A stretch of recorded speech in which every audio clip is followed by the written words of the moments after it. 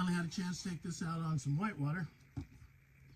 Nothing big and radical, but pretty manky, some technical maneuvering, creaky stuff on the upper McLeod. And well, I'm not going to get into a review per se, but I'm going to talk about a few things I found with this PYRANHA ReactR. So you can see put some pretty good scratches on it already. A lot of rocks that we're maneuvering around. One thing everybody should take note of is these little adjustments for your thigh hookers and these little hook screws.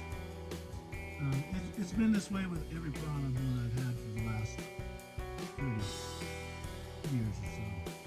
They tend to shake loose a little bit when you're traveling or in the car. Be aware of that. There's a little hand nut on the inside here to adjust your bulkhead. Those nuts will fall off, so if you've got it sitting sideways on the roof of your car, be aware those nuts shake loose when you're driving. I've lost a few out the highway. So in the back of my car, back here behind the seat, I tend to keep a little hex wrench that fits into these things quite nicely. And you can adjust your thigh hookers, your seat mounts here, and that'll help keep things tightened up. Because I haven't had any of the outside hex nuts come off or hex bolts come off, but they have gotten a little loose. Some of them really loose where it tends to leak. So to keep this in your boat, the foam block in the back here for your pillar, just lift your seat up, find a spot you want to keep it, shove it in there, it makes its own home. And so far so good. I haven't lost one. Of course I haven't had any major swims, so it's in there pretty good. It's out of the way. It's with me at all times for the minor adjustments. So that's the first thing that has been chronically a problem with every PYRANHA that I've ever owned, and this one, no exception. So let's talk about how the boat performed for me. Now I'm getting older, so I'm not a big class 5 hard charger anymore. And the reason I bought this boat was I wanted a boat that was sporty, but would also take care of me. It was probably the last creek boat at my age that I would drive. And I wanted it to have that fun feeling, that sporty, aggressive, fun feeling, yeah, easy to paddle, and it's all those things. Hands down, it's all those things. I love it. What I have found out though is you can't lazy paddle this boat. When you're in the stuff where you have to maneuver, if you're kind of relaxed, slightly leaning back, it'll actually spin out on you. You get your weight on the back, and that front end wants to turn or spin out on you. And it will get you in places where you don't want to be, or especially if you're in manky, creaky stuff. You can easily broach on things. So be aware of that. You gotta sit upright or forward, and you gotta be in the driver's seat of this boat. That is for sure.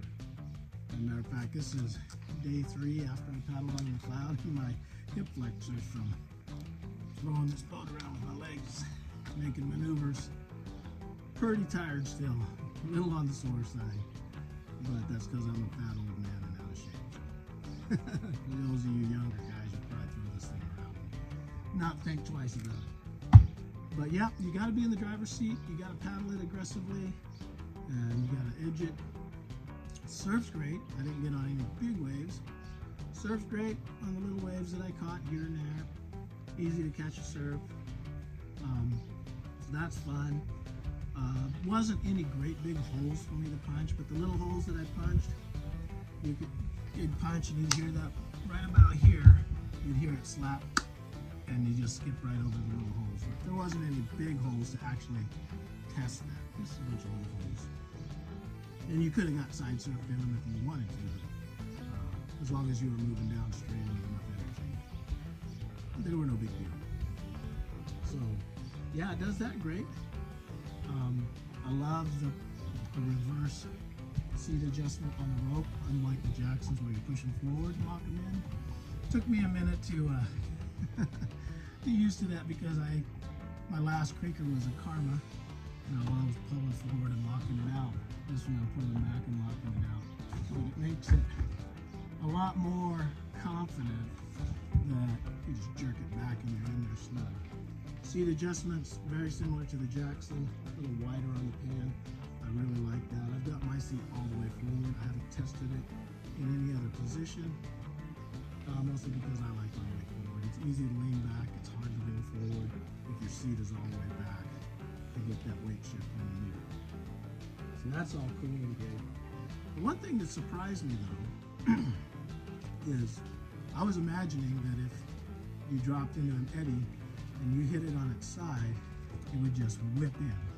Well, most of the time it did that, but I found on some really small eddies, if I came into it with a lot of speed and dropped that on its side, I don't know if it was my body English in the wrong spot, if I wasn't leaning far enough forward or leaning back enough to get it to pivot in, but I basically just on an edge blew straight through the eddy and out the other side or into the bank, and it didn't turn and hook like my other boats do, like my Ripper 2. The Ripper 2, you drop it on edge and it's like in the eddy right now.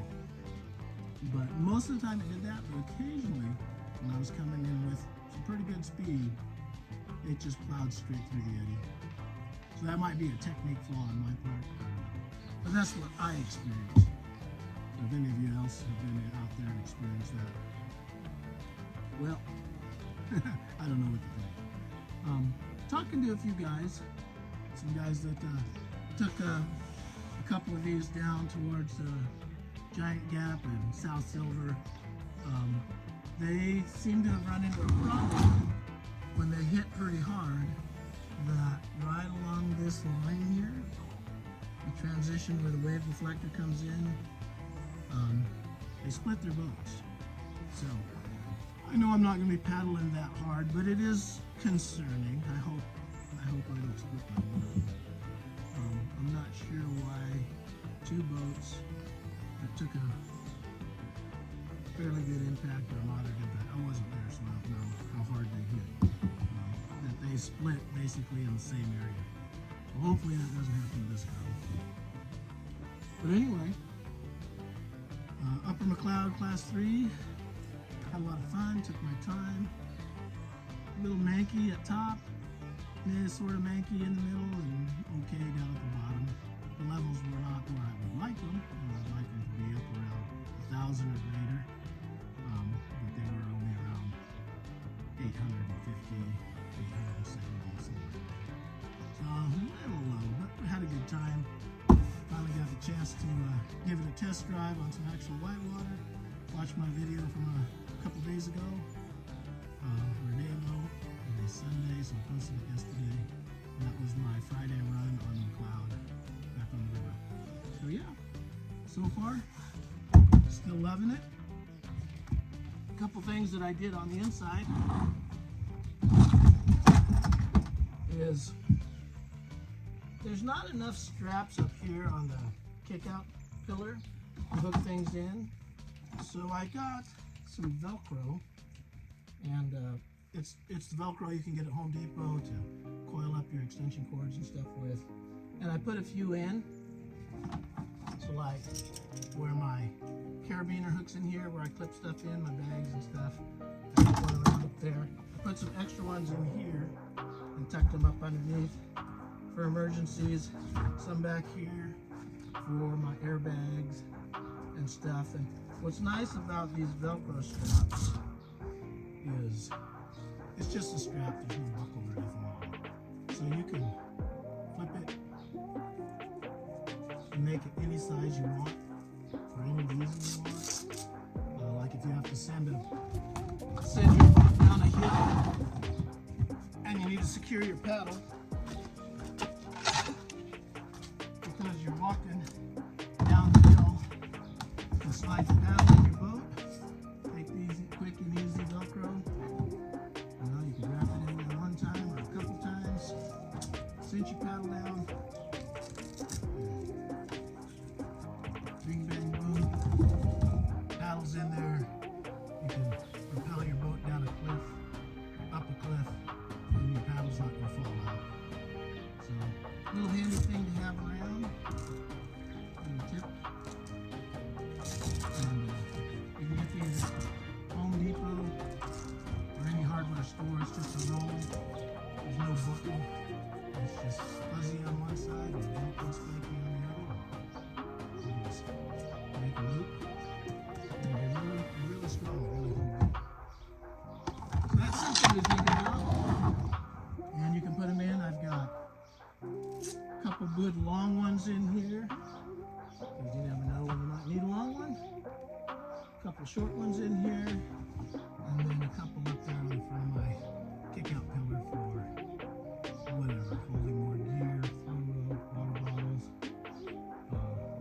first aid kit, dry bag, whatever I want to clip onto that pillar there and have with me in front of me to get easy access.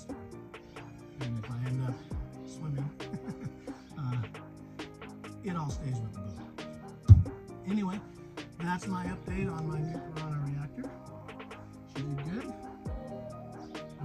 And I think we'll have a lot of fun with this boat. One thing that I did not like is these shoulder pads here. They're not padded enough. I mean, it's nice that they're there. It's better than they used to be. In fact, with the pockets rolled all the way around now. But that, PYRANHA, make that about another half-inch thicker. So you have a little squish and give on your shoulder. Let's put that on your shoulder. And I think you'll be in the ballpark.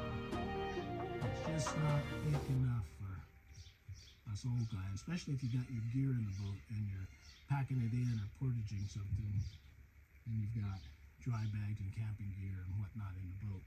Camera gear, that's just not padded enough. So, hey PYRANHA, make these a little thicker. A little more padding there. And I think you'll be in the money. All right, that's George Williams Sr. for now. PYRANHA reactor, medium. I love it. I like it. I'm going to have a lot of fun with it over the years, I'm sure. We'll talk to you later, and we'll see you on the water.